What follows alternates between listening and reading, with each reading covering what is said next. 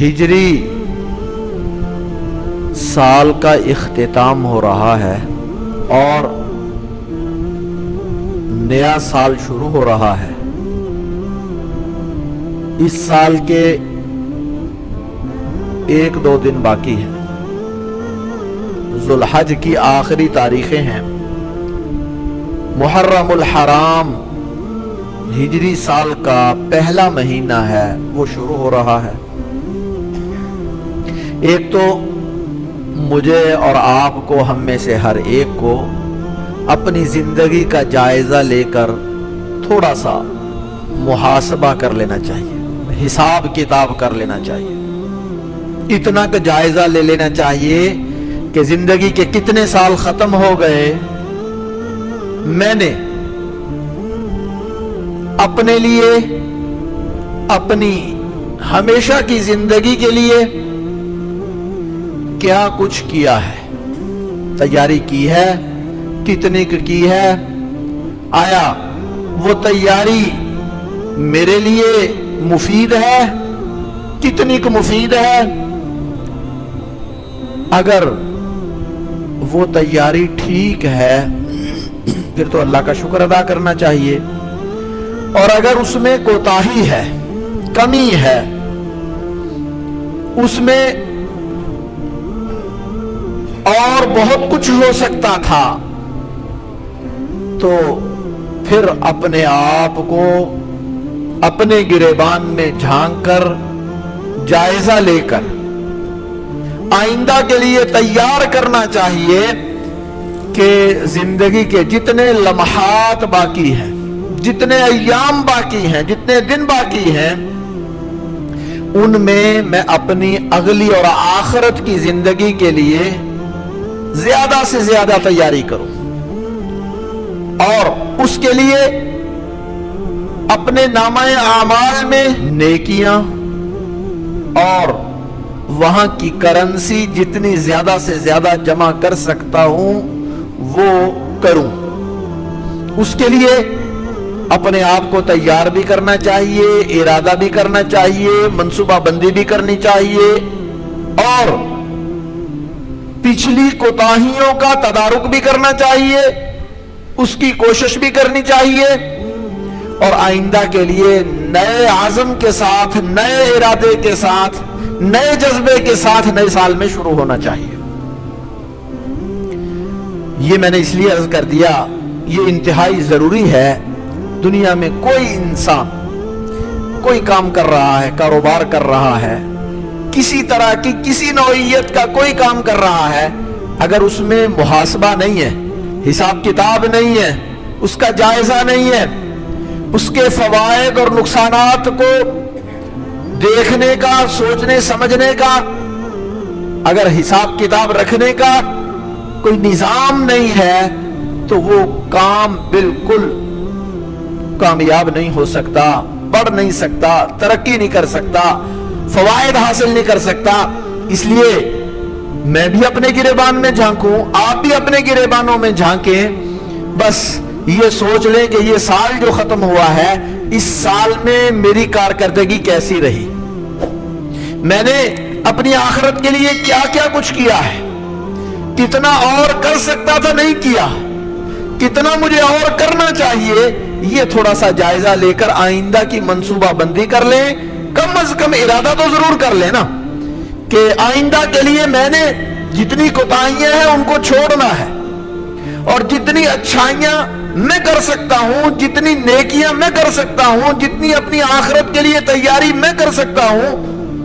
ان کا ارادہ ضرور کر لینا چاہیے۔ اللہ تبارک و تعالی توفیق بھی انشاءاللہ عطا فرمائیں گے۔ اس لیے ایک تو میں نے عرض کیا کہ یہ سال کا آخر ہے، اس لیے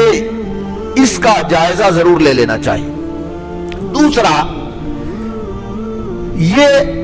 ہجری سال کا پہلا مہینہ ہے، اس کو محرم الحرام کہتے ہیں۔ یہ مہینہ اپنی ذات کے اعتبار سے بڑا اہم ہے، پہلا مہینہ ہے، اور اس کے اندر کچھ دن ایسے ہیں کہ ان کے اندر بہت سارے ایسے واقعات ہوئے جس کی وجہ سے اللہ تبارک و تعالی نے اس دن کو ابتدا سے ہی، جب سے دنیا قائم ہوئی اس وقت سے ہی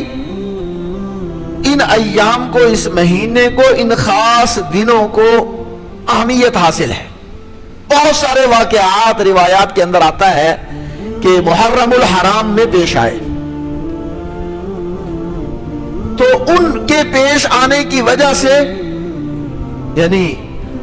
اللہ تبارک و تعالیٰ نے حضرت آدم کو اسی 10 محرم الحرام کو اس دنیا میں اتارا،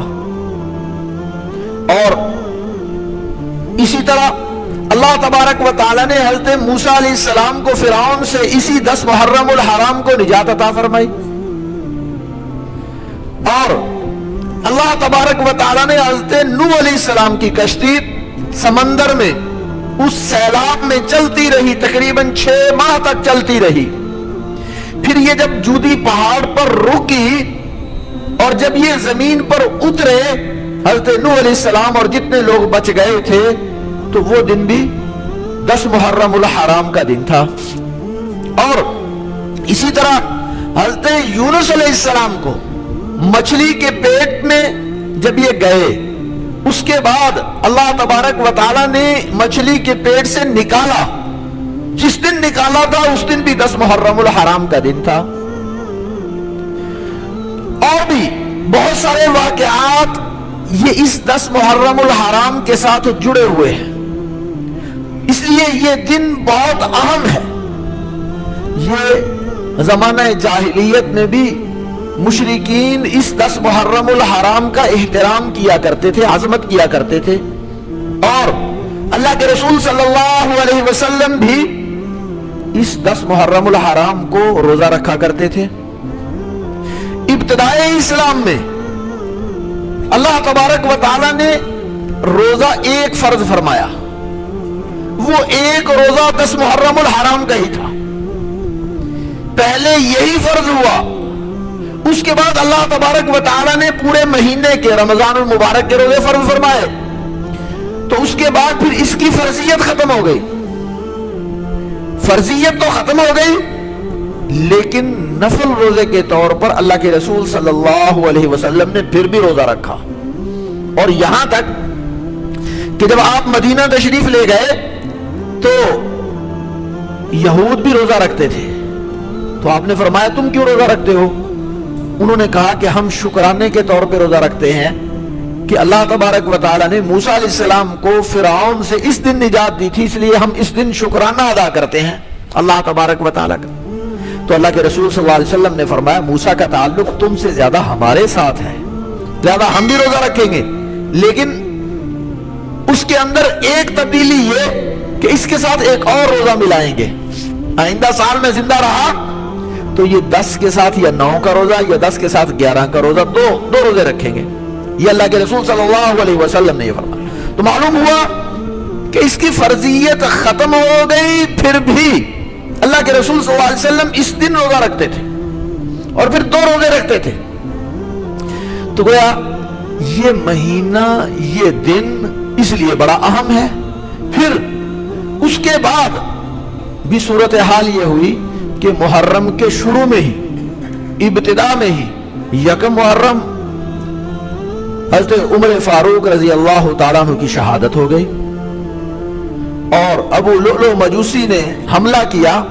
وہ 27 یا 28 ذوالحج تھا،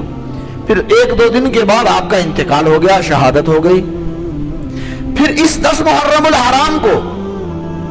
وہ عظیم الشان دردناک المناک صورتحال پیش آئی جو تاریخ اسلامی میں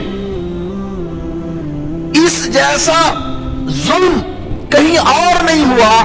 حضرت حسین رضی اللہ تعالیٰ عنہ کی شہادت ہوئی اور ان کے ساتھ ان کے گھر والے شہید ہوئے، خاندان نبوت کے اتنے افراد، 70 کے قریب افراد شہید ہو گئے۔ یہ واقعہ بھی اسی 10 محرم الحرام کو پیش آیا۔ تو میں عرض یہ کر رہا ہوں، یہ مہینہ اپنی ذات کے اعتبار سے بڑا اہم ہے۔ جب سے دنیا قائم ہوئی ہے اس وقت سے یہ مہینہ اہمیت کا حامل ہے۔ پھر اس دن میں خاص واقعات، اور بھی بہت سارے انبیاء کے واقعات پیش آئے، اللہ تبارک و تعالی نے حضرت ایوب علیہ السلام کو بھی اس دن بیماری سے نجات عطا فرمائی. یعنی بیماری ان کے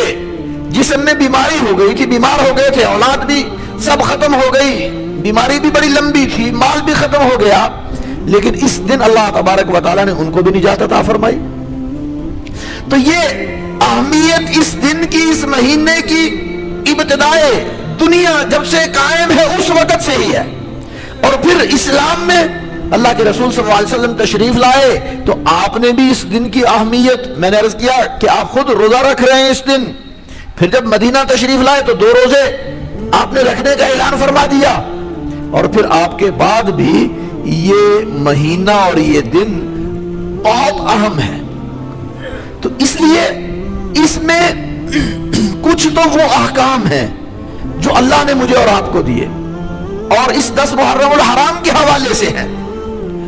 اور کچھ صحابہ کرام اور اہل بیت رضوان اللہ تعالی علیہم اجمعین کے مرتبہ اور مقام کو سمجھنا بھی ضروری ہے کہ وہ بہت اہم لوگ ہیں. ان اہم لوگوں کی اہمیت کو سمجھنا بھی ضروری ہے، اور ان میں کسی قسم کی کوئی غلط فہمی بھی نہیں ہونی چاہیے. بہت سارے لوگ اس میں غلط فہمیاں پیدا کرتے ہیں، ان غلط فہمیوں سے بچنا بھی ضروری ہے.